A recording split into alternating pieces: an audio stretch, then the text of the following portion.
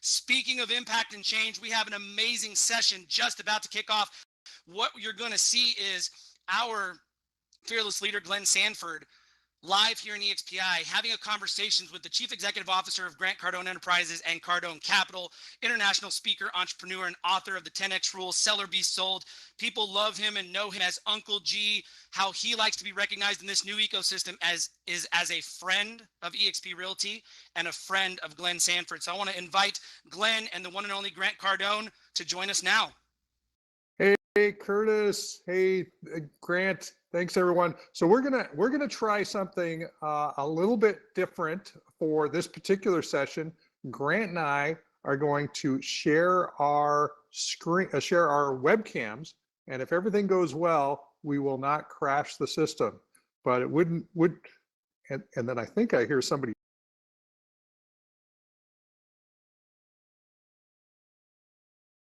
And by the way, I don't know if your mic's on yet, Grant. Not hearing you yet.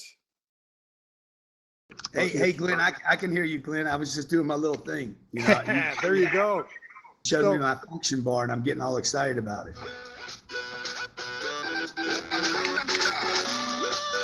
So real quick, Sierra, if you can release the control of the window, Grant's going to actually share his webcam. Awesome. Hey, Grant, do you see that screen there? And then can you click the my wife's helped me. You know, real estate's a family sport, so I got to get my wife on the same page with me here. Yes, now I'm there. Thank you. There we go. Hey, Grant. Glenn, how you doing, man? I was so busy doing my little function keys. I'm so excited about playing with my function keys. Good to see you, my friend. It's weird to see you on the stage and on the screen. And what can anybody ask for? What's better than one Glen Sanford? Two Glen Sanfords. There you go. That was fun on that clubhouse. We were doing that, and then I saw Glen Sanford popped up like multiple places around that clubhouse that one day. That was pretty fun. So Curtis did, he did the intro on you. Obviously, you've been doing some amazing things over the last, well, since you were born, but more recently, a lot of really cool things that you've been up to. And you and I've got a chance here recently to, get to know each other, spend some time together. We got to spend some time together in Miami, and then also in Cabo. I'm just going to check some messages, make sure everything's working in the background. Yep, looks like everything is. But where are you from? It's like, I'd love to just kind of share with everybody your background. And yeah, thank you, Glenn. And first, before we get into me, I just want to say how much I appreciate and really respect you as a businessman and a humanitarian, somebody that cares about people. I truly believe that this EXP thing has been born out of your generous, generosity, that human quality that people want to help others.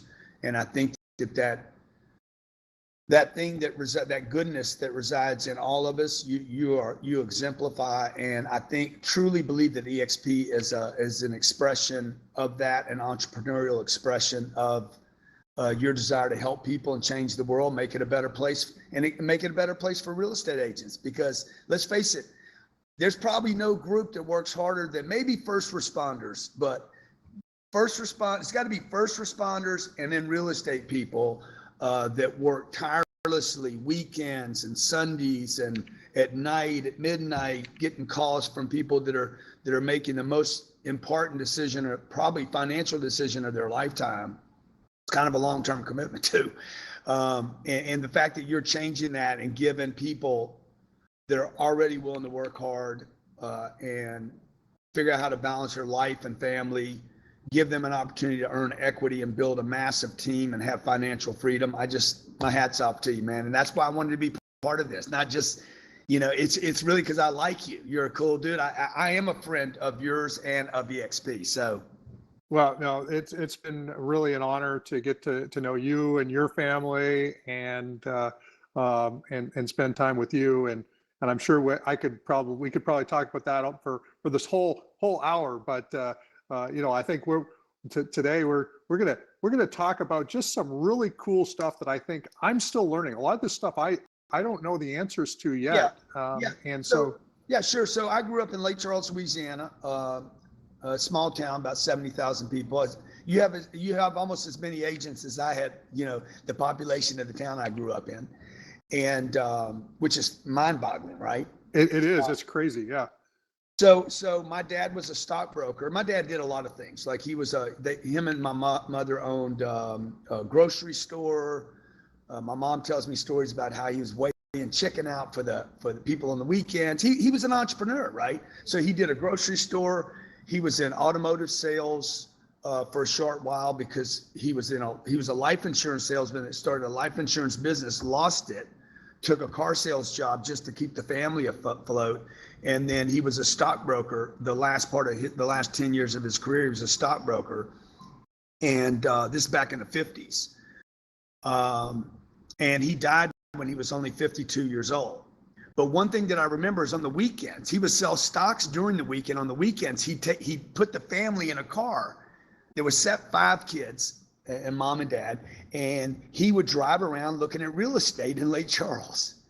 And now it's kind of a bit of a like, okay, you sell stocks during the week. Why weren't you selling real estate all week? So because he was enamored by real estate. I think like a lot of people are. Everybody wants to own a piece of the dream, right? So I grew up. He died. My mom raised me then from 10 till I left the house at about 17 or 18, and I became a handful. Had a lot of problems in my life between 16 and 25.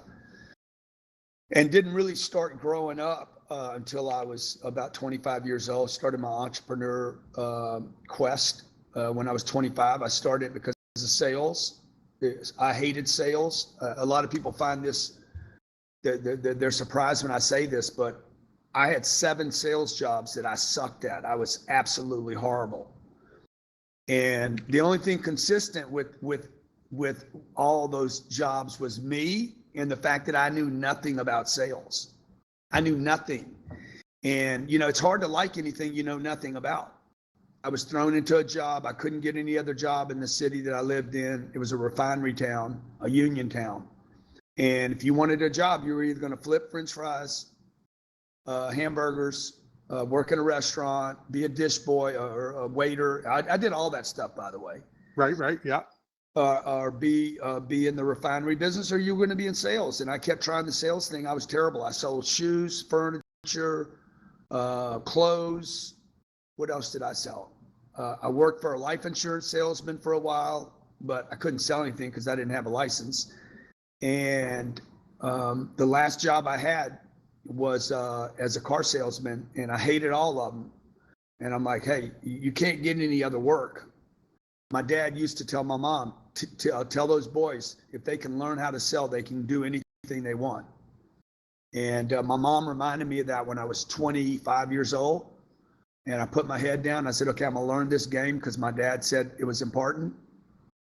And I learned it. Not only did I learn it, I would end up becoming like it became the gateway. The crazy thing is the very gateway.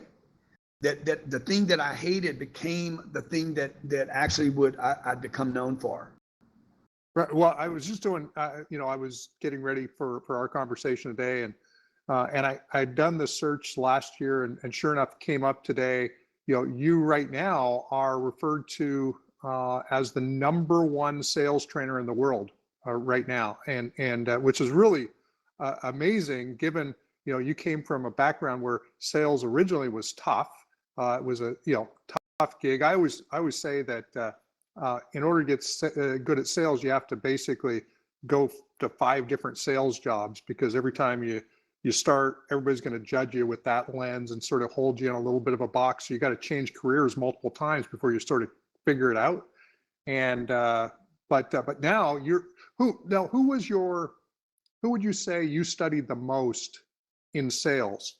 Like I didn't even know there was something to study, right? So like I think the first thing, what was the guy's name I forget his name now. He was the guy that started all the self-improvement stuff before Brian Tracy and like Dale Carnegie kind of thing, or yeah, it was before him too, though. It was God dang, I forget his name now, but he was the one that like, oh, wow, there's a way to, no, not, look, a lot of people are helping out.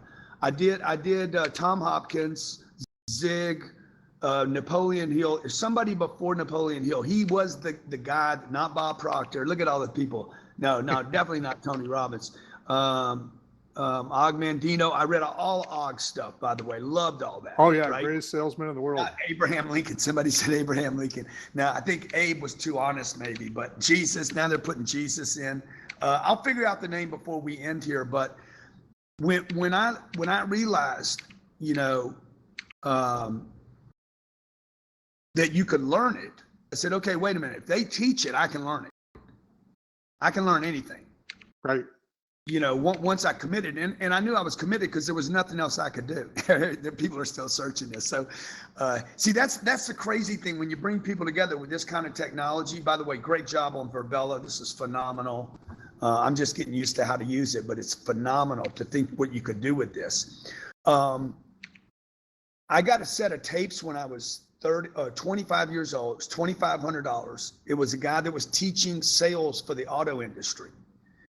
It was $2,500. That's like $8,000 today. Right. Kind of like Joe Girard kind of thing. Well, yeah, it was. It was a guy named Jackie Cooper, and he okay. was just. Oh yeah, he was a big Oklahoma City guy. Yeah. Well, no, Oklahoma City guy is the car dealer in Oklahoma City. This guy was from South Carolina, same name. Okay.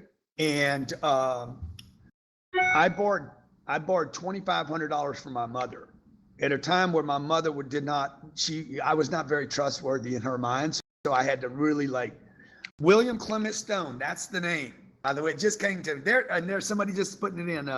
Juan Alvarez. Congratulations. William Clement Stone, one of the first founders of self-improvement, which really is that's just a word for education outside schools, right? It could be about anything, karate, any boxing, anything that you're doing outside schools is really self-improvement, right?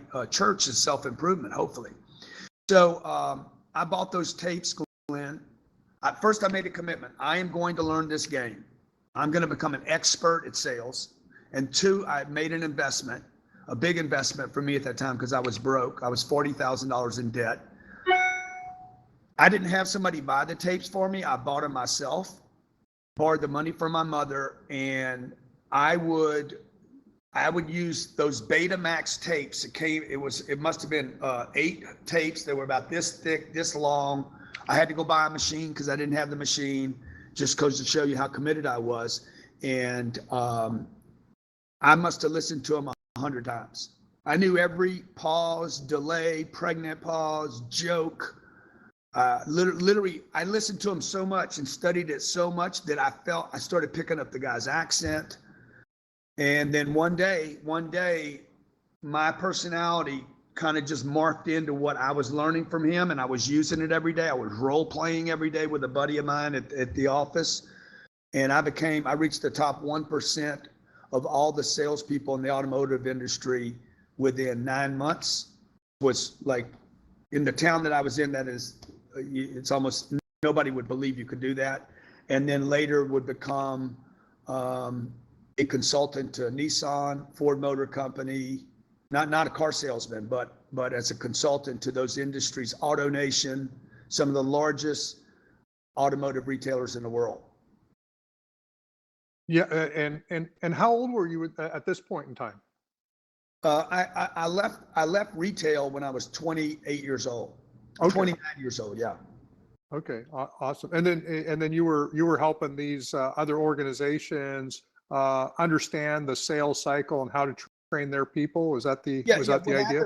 What happened was I was selling 3 and 4 times the average salesperson, and my customer satisfaction scores were the highest in the industry. And they're like, "How are you doing this?" And I said, "What was your answer then?" Yeah. Yeah, it was. I said, "Look, I'm transparent.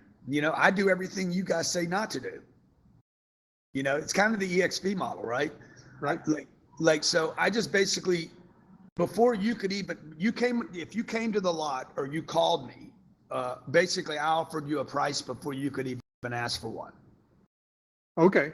And that was back 30 years ago. Like to get a price from a car salesman, you had to have a crowbar and a gun. Yeah, And well, it still seems that way. You've got the sticker It- that's on the window, and then it's there's still, the yeah, it's still hide and seek, right? But I was the first person to say, hey, don't resist what they want. Be armed with information. Information is your friend. First impression is not as important as last impression. Nobody has a good first impression of a car salesman. Nobody meets a car salesman, and for that fact, probably a real estate agent says, "Oh, I love that person right away." They're not buying. By the way, they're not buying the person. They're buying the house or the car anyway. They right. just need to trust me along the way.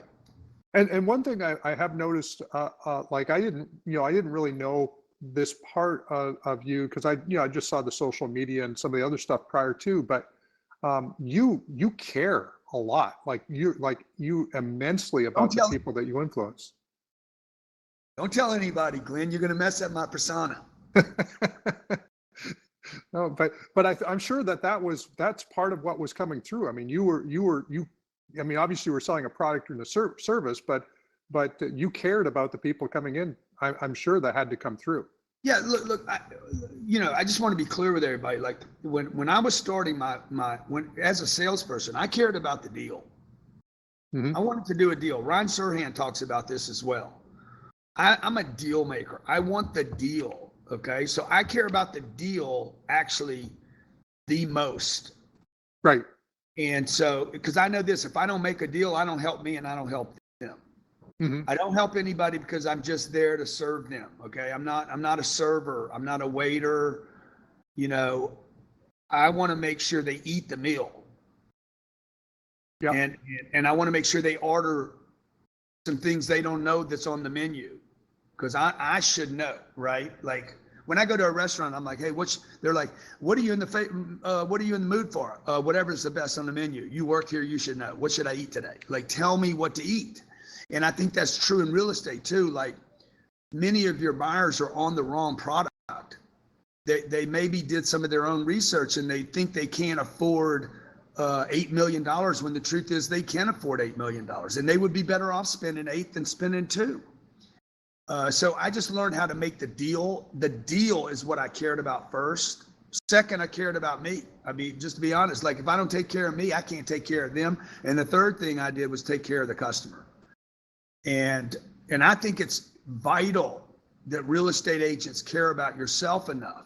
Because once I have enough self-love and self-care, and I think this is what you now know about me that is not maybe that I don't do a great job on social media with, is like, once I take care of me, I can now take care of other people. Right. If the deal's no good for me, then how am I gonna fake it that I'm happy for them? It's kind of difficult. Right. Yeah. There's got to be enough in it to make it worth your while, but at the same time, it's got to be a product or service that you're excited about getting people into. So you got to have the alignment of both opportunities. It's got to be great for the person you're working with, and it's got to be great for you because it's got to capture your attention. Right. And again, that goes back to like, if it's not good for them, then it's not good for me. And who do I care about first? I care about me. Like if it's not good for them, me and you do a deal and it's not good for you, then it's not going to work anyway, long term. So, Right. I look, in the beginning, I was just trying to take care of myself. Mm-hmm. I mean, I needed to learn how to quit. If you guys don't like selling for 3% or 5% or 4%, well, then care about yourself enough to get educated so that people quit asking you for a reduction in your fee. Because the only time somebody's going to ask me for a reduction in my fee is when I didn't over deliver. If you deliver a 10% fee and ask for 6, you're going to get your 6. Yeah, and you talked a little bit about this. Got to hear you on stage at Brent Gove's event in Cabo, and you talked about 5% of agents and then the rest. And you were really clear that there's that probably that 1 or 2%, but I think you were being a little generous.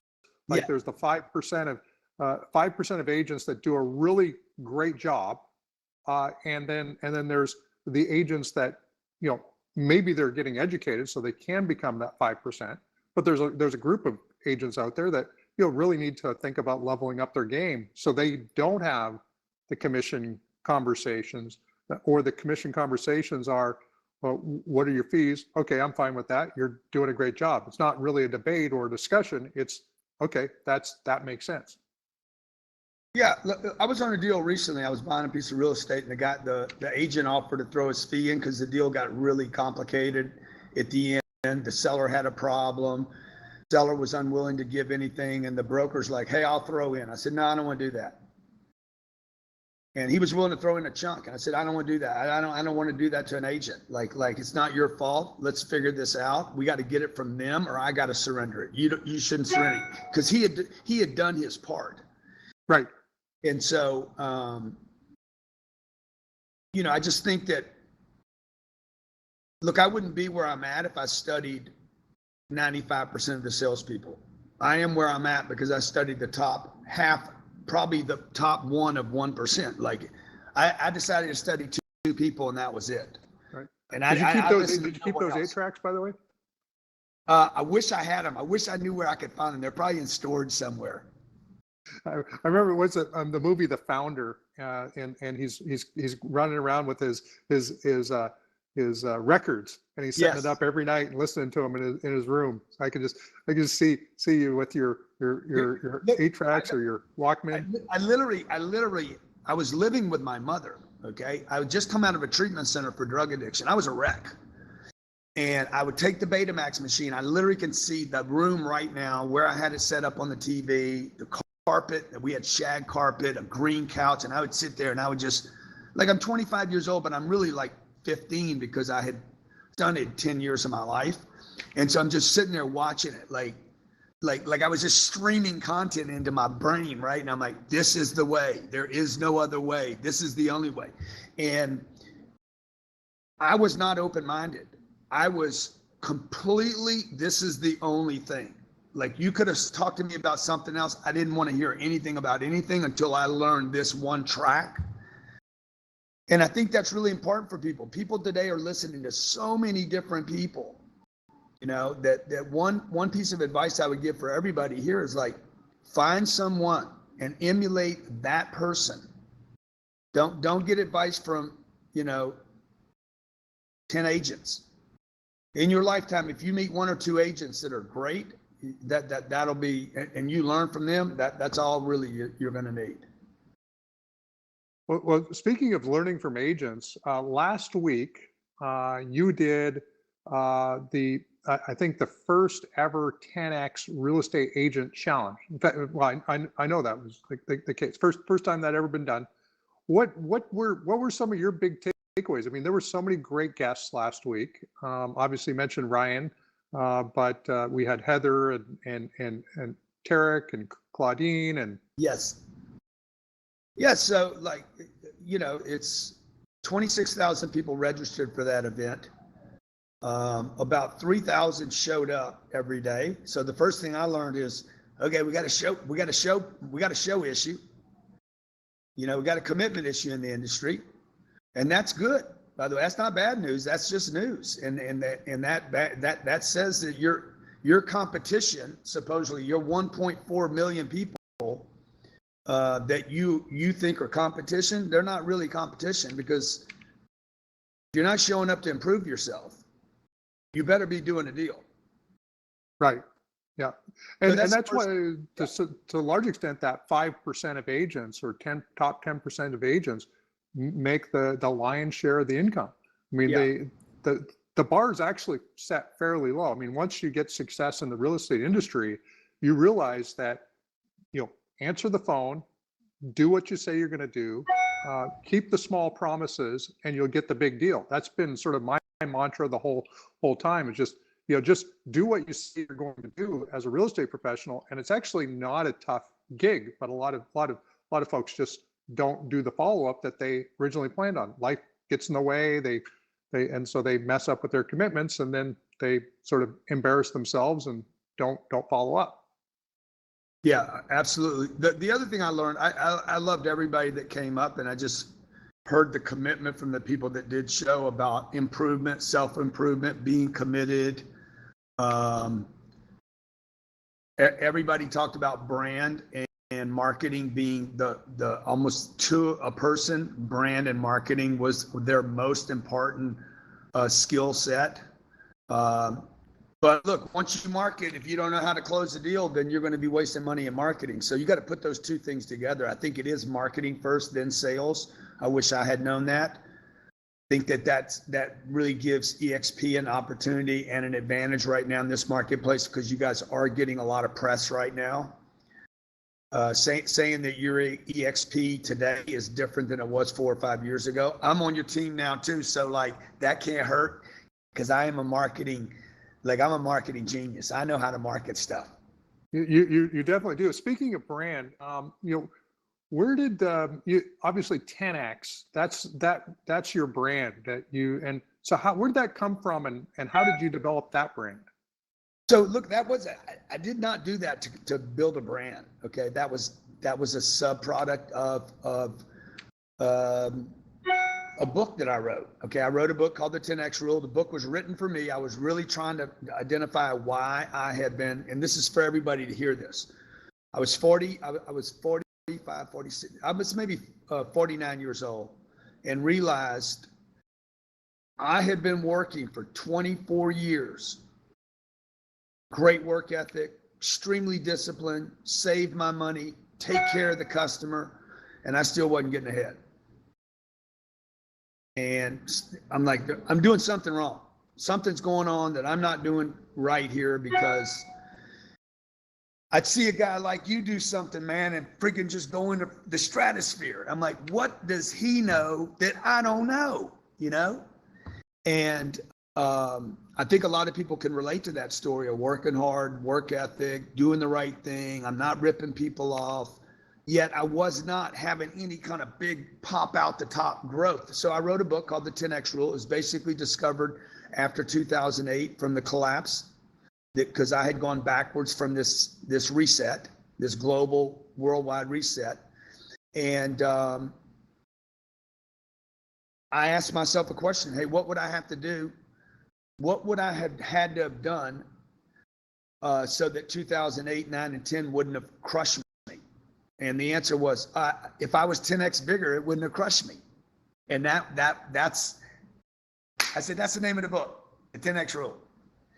And then I wrote a book about how you have to 10x everything: your customer base, your friends, your connections, your network, your information, your attitude, the follow-up, your money, your investments.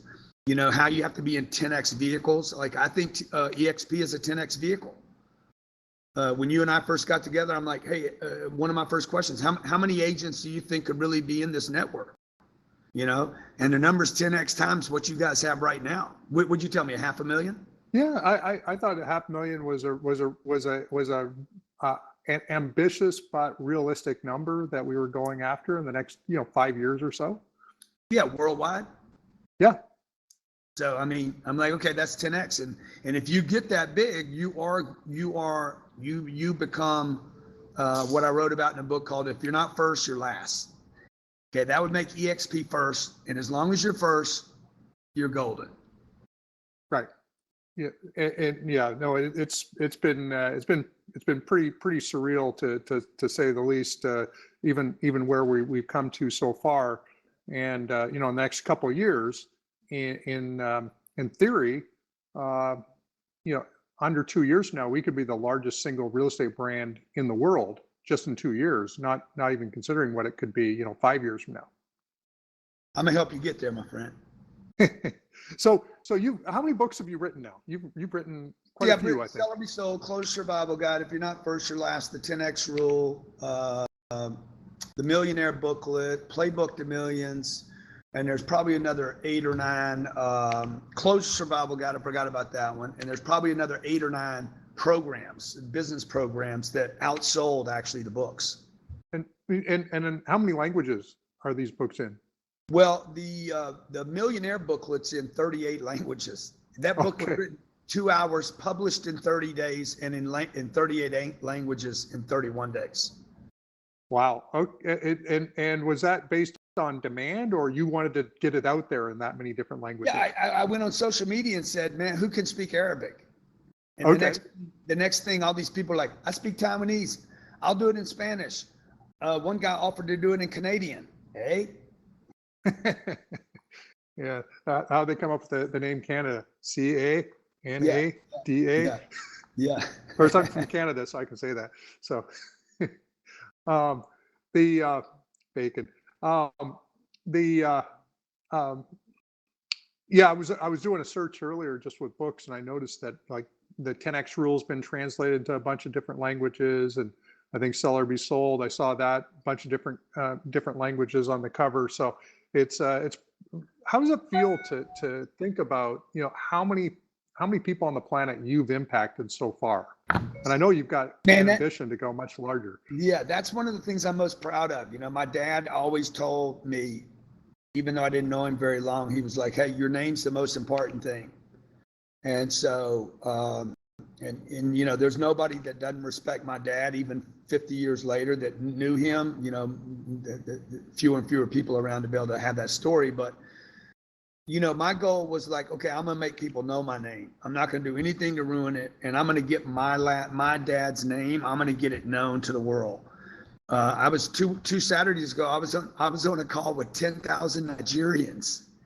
Like, it's crazy, man. Like I remember one day where I decided. I said I am going, and it was after 2008. I said I am going to get my name known in places I can never even get to. And somebody's like, "Why would you want to do that?" I'm like, because if they know me in Nigeria, they'll buy from me in Miami. Right. And then the other question is why not? Like why it's like we only got so many years on planet Earth. Why wouldn't we go big, right? Yeah, and the technology exists today. Like, it didn't exist for my dad. Right. It didn't exist the first half of my lifetime, but it exists today. And then when you collaborate with other people, like, look at all the flags here: Canada, the UK. I don't even know what some of these flags are. It looks like Africa's in here. France. How many countries are you in now? I believe it's 14 as of today. We just opened up Spain, and we just announced 3 more countries that we're opening up before the end of the quarter. So, well, there 15. You go. And one of the reasons I collaborated with you guys is because you're in Brazil. I have friends in Brazil. I want to know more people in Brazil. I can collaborate with your machine and your purpose and the people, and the more people I can influence, the longer I can live. Right. Well, no, and personal branding. I mean, and you talked about branding your name. For real estate professionals, that's absolutely key for them. Making sure that you're the first person somebody thinks about when they're thinking about buying and selling real estate. That's what every agent in the world they should be striving to do in their local communities. It's the way of the world. I mean, if you want your business to grow, the number one thing is people. So if you can get people to talk about you in California, and you sell real estate in Houston, and they're talking about you enough in California, they're going to probably be talking about you in Houston. Yeah. In the old days, it used to be target marketing, right? Just market to your target. But today that is not reality today. Today the reality is target. Let the world talk about you. Mm-hmm. There's 9-year-olds making millions of dollars on YouTube video by delivering something that people just want to look at, and then people buy ads on top of it. So it's a different game today.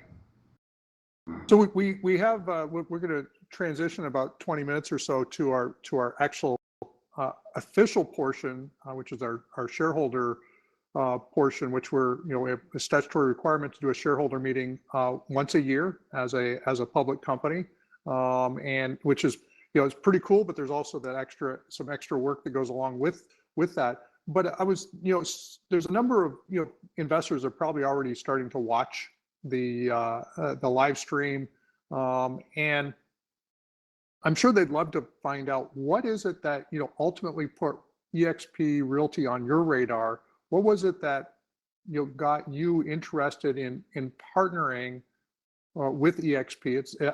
I know it's not something you've done before in the residential real estate space, and so there were certain things you saw there. So I'd love to hear some of that. Yeah, so I'll just tell you from personal experience, like because of who I am and what I do with companies, you learn a lot about industries and the companies that giants in those industries. There's always giants in whatever industry, the medical industry, real estate, finance. There's the giants, and how they treat their people and how they are interested in education and improvement. Because I've been around these companies in the automotive industry, I know the guys, the manufacturers that are most interested in the people, not just selling cars. And I've done some work with other giants in the real estate space, and it was always, hey, come speak and get our people excited, but there was never any follow-up. It was just the shot in the arm thing, make our conference good. And so when I heard about EXP, and then I started researching you and what you were doing, I mean, the first thing that got me, Glenn, to be honest, was the pay plan. It was like, I can get a commission, I can build a team, and I can get equity. I'd never seen that before anywhere. I saw little pieces, like semi-commitments to it, and they all said they train. I've heard that from every one of them. I know them all, by the way. So I bought enough real estate and been around long enough. I know every name in the game.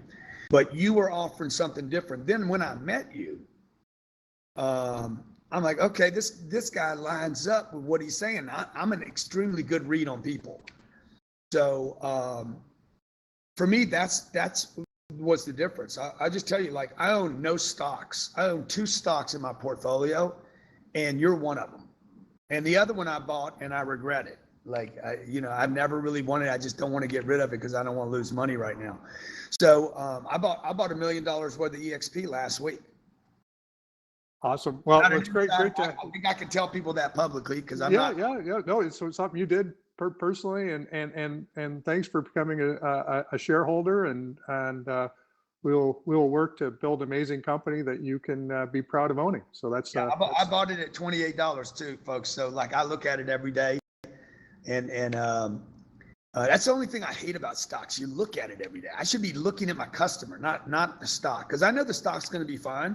It's just, look, when we go from 50,000 to 100,000, there's no way you don't get to 100,000. I have 13 million people that follow me. I know how many customers I have. There is zero way in my mind, mathematically, that you don't get to that many when you're just starting to add these other countries. Right. Yeah, no, for sure. And we're just we started the year at 41,000, 100, I think it was, and we're now over 54,000. I think I got ahead of myself on Friday. I think I said 55,000, but we're right there. We're right at the cusp. We're about to go over that 55,000 mark. And you think it hasn't even been a full 5 months yet. So you just do the math. Exactly. It's just math. Like, there's 8 billion people on this planet. It's the same way I do any of my goals, right? So I know how many customers I've sold at my company over my lifetime, and 100,000 is not a big number on a planet with 8 billion people. And if you guys think there's a lot of real estate agents today, just wait 5 years from now. There's going to be more. Oh yeah. Well, and it's any sales career, there's so much turnover, but then you've always got the cream that stays in the business, because it can be, any good sales career with a decent comp plan, it's good money to be made for those who are professional. So, one of the things you mentioned at the very beginning, you mentioned first responders and real estate professionals being sort of 2 categories of people that work hard. I think that the general theme that I picked up from that is that these are both spaces that is to some extent inconvenient for those that you love and care about, because you get a call, somebody wants to see a home, and they're and especially in this market, you've got to juggle a lot of family type activities in order to be successful. One of the things that I picked up from just watching you and getting to know you and Elena and Scarlett and the whole family, Sabrina, is that you're very much of a family person. This is a really significant support network for you that you you lean into and support, and they're supporting you. How do you look at that in a career like sales, and how do you help salespeople sort of understand or help their families get behind them in a business that, you know, in the early stages might be a little for more those of you difficult? that are old enough, there was a group called Sly and the Family Stone, and they had one song that answers this question. I don't know if anybody can remembers that one line in that song. I think it was. Let's see if anybody knows it. Sly and the Family Stone. Let's see, because I know real estate agents are most of them are my age or thereabout. No, nobody's coming up with it. Yeah, it's a family affair. You remember that song? It's a family affair. And so, you know, for me, business is a family affair. You know, it's not business and then family. So I basically created a life where, you know, the business is first, and the family gets to service the business. So I do things a little backwards in my life, and I've always been a little contrarian as the way I see things. It's like what I said to you earlier about, I really care about the customer. Yeah, I do care about the customer, but I care about me. I need to care about me so that I can care enough about the customer, right?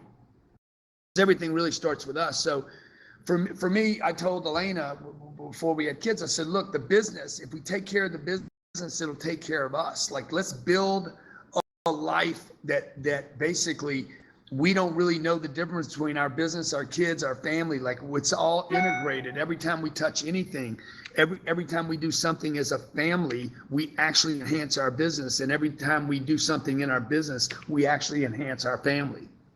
And so we just kind of constructed it as one thing, as opposed to having two things to manage, even though they both have to be managed and they both need attention. And then we sat down and looked at, okay, what resources would we need in order to run a business big enough so that it would take care of our family, and our family could assist the business, and it would be fun, and serving to both. Oh, that's awesome. Would you, that sounds like a phrase I use often, which is a business constraint. And if something doesn't match the business constraint, it can't, you don't do that. Would you say that was like your most significant business constraint when you were like architecting your business?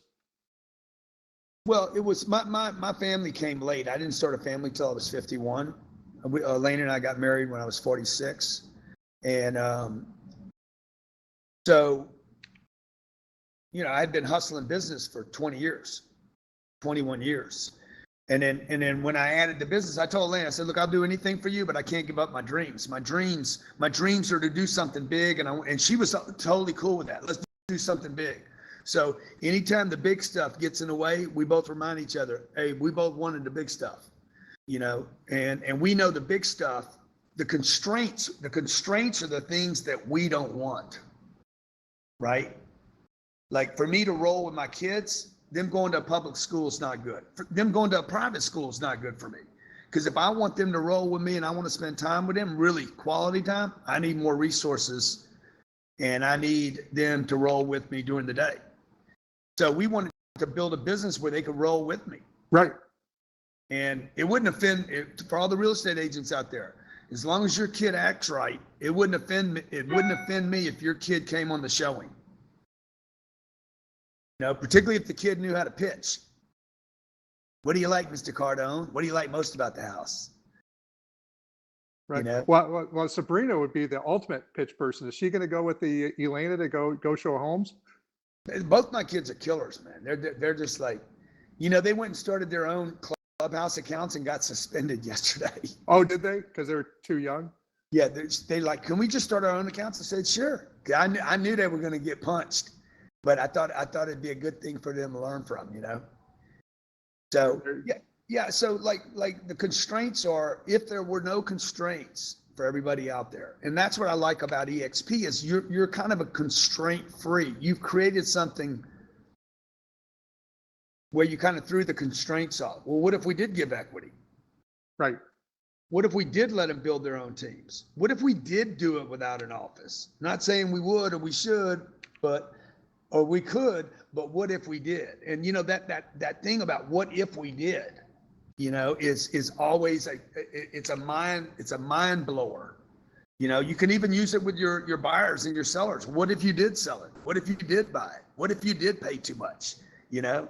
So I think that's that's one of the things that I find attractive about you and what you're doing is you're a what if we did kind of guy. Yeah, no, sure. And when I think about business constraints, I think about the imagining what the future state of business is going to be, and instead of sticking with the old model, the business constraint is let's build the new model. Like the new model in 2009. I think a lot of people could have seen this, that they could have seen that in 10 years, you wouldn't have to go to a physical office to be a real estate professional.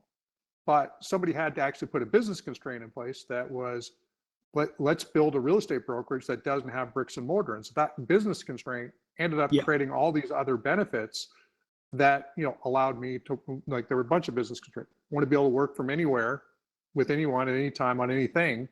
And in order to do that, I need to be able to be mobile, and I need to be able to be connected at the same time. And so these business constraints ended up being this big driver of innovation. And so what are the things when you think about constraints? It's like when you say, hey, I want to be able to spend tons of time with my kids. What does that do to the business that you have to create to support that? Yeah. Yeah. And this comes out of some of my losses because my dad, I don't remember my dad during the day in the first 10 years of my life. He died when I was 10. So I'm like, I don't want to do that. I learned from that mistake, that experience, right? That, wait a minute, I want to build a business where I can be with my kids and my kids can roll with me and learn from me. I think I'm the best person to teach my kids. And I even hear the teachers say this, hey, if you don't spend time, I had a teacher say, are you going to read lessons with him? I'm like, hey, let him read lessons. You let him read lessons in English and history while he's here. I'm going to teach him what I can teach him because you can't teach him that stuff. So that's when Elaine and I started thinking about homeschooling. How could we roll different? What resources would we need if we weren't constrained? I got some people in here saying they love that question. What if you did do it? And those little things can really make a difference in how exciting the career becomes. Oh yeah, no, for sure.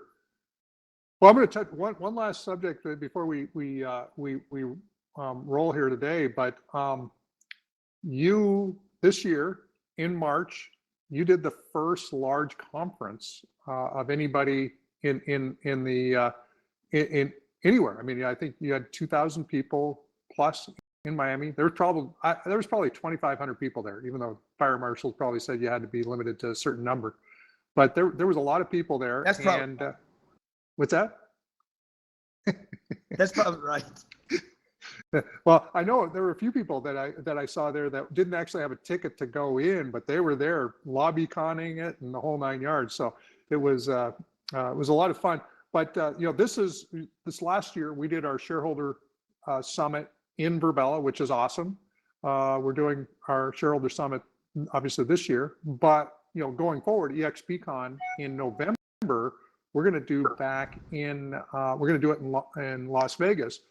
But I know some people have already heard in the EXP space, but how is it getting back together with people again? How was that, and how's planning that? How'd that go? Fantastic. It's people. Look, people want to be with one another. Not everybody's scared. And I always say scared people don't do much, and scared money does nothing. So got to get out. You got to mix it up. It's a great time. I mean, all these are opportunities. These are all opportunities that when you don't want to, when you feel introverted by society, conditions, or your own head, it's probably best to extrovert. It's probably best to push through the fear. Fear is kind of a normal condition in life. It's probably always going to be there. Overcoming it, by the way, is also a normal condition of life. And so There's time to go in, there's time to go out. I can't wait. How many people are you going to have in November? Well, company wide, it's going to be, who knows, something like 80,000. But in Las Vegas, we could have 4,000, 5,000, 6,000, 8,000. We could have 10% of our agent base show up. Which is pretty typical. Let's go big or go bigger. Yeah, so it's going to be pretty darn substantial, and I know I'm looking forward to it. And in fact, we've already got our location picked out for next year for the Shareholder Summit. We were just having a planning discussion. Was it yesterday? Actually, we did have a little bit of one yesterday, and I think we're actually too big potentially for the place that we're going to have it next year. But we reserved it for this last year. And then this year, and then we had to kick it out because of COVID. And by the time we actually get to use the space, we may actually be too large to actually do the event there. So anyway, it's a good problem to have for sure. I always say, if you're going to have problems, have big ones. Have big ones. The little ones aren't worth it. Hey, so I know last week you were talking about, I think it'd be a great event for any of our eXp agents to take advantage of if you've still got room. But I know last week you were talking about a 3-day event, and I know we didn't talk about this. This is not part of the gig, but you had talked about an event. Is it in June or July? If I'm not mistaken. Yeah, July. We're doing a 3-day boot camp here already. There'll probably be 1,000 people at this. Not as big as our last one. It's just not meant to be that big. 1,000 people is actually very intimate for us. I've done 30,000 person events. It's a 3-day boot camp, and then we follow that up with 3-day real estate investors summit. Right. So, that's I think the website's grantcardone.com/bootcamp. Okay, yeah, there's one called /invest, but maybe it's boot camp. But I just think I want to encourage our agents and brokers that can take advantage of Grant's events. I've been around them now for just a few months. I think March was my first event, and I've got to see a bunch of this stuff in action, and I think it's a phenomenal investment. I know that some of our agents have went to a couple other things that you've done since March, and the feedback that I'm getting is just off the charts. So, Grant's part of the eXp family. If he's doing stuff, I highly encourage you to get involved in that. Anytime you invest in yourself, it's what's the one thing that I think you've said is once you've experienced it, once you have that understanding, nobody can take it away from you. And I think you provide some really great experiential and informational engagement opportunities that are phenomenal for agents to take advantage of. Yeah, thank you, Glenn. And anybody that comes to our boot camps, it's focused on money mindset. What is your financial targets? That's where we start. And then then the second day is about marketing. How do you market yourself to become a celebrity? And then how do you become the best sales and negotiating real estate engine in your space? Because today, and Glenn and I have talked about this, with prices going this way, buyers coming in, things are shifting really dramatically right now. You got inventory issues. You probably got some challenges today that are literally historic, with inflation issues going on, people throwing paper at real property like it's nothing, like people are buying second and third homes like Skittles. And you got a seller that's got unreasonable expectations, a buyer that's down here. The real estate agent that learns how to bring those two things together is going to be at the top of their game this year, and you have to learn that part of the game. And we'll spend 3 days focused on those 3 things. Well, that's awesome, and I can't wait to get back together with you in person. Hopefully sooner than later. I know we'll be making some trips out to your neck of the woods, especially when it gets cold in the winter. But even between now and then, I'm sure we'll be down there, and look forward to all the things that we're going to do together. So thanks for taking time to be with our agents, brokers, staff, shareholders, prospective investors, and different folks today. it's always a lot of fun getting to have a conversation with you, Grant. Hey, Glenn, pleasure. And to everybody at eXp, I'm wishing you and your family a phenomenal year. We're all on board. My wife has now become a certified agent here in Florida. Is it certified licensed agent here in Florida? Licensed agent, yeah. Mm-hmm. And she's already got deals working. She's very excited about the game, and anything that my wife and I can do to help anybody on the eXp team, we're here for you. Thank you, Glenn. Okay, thanks, Grant.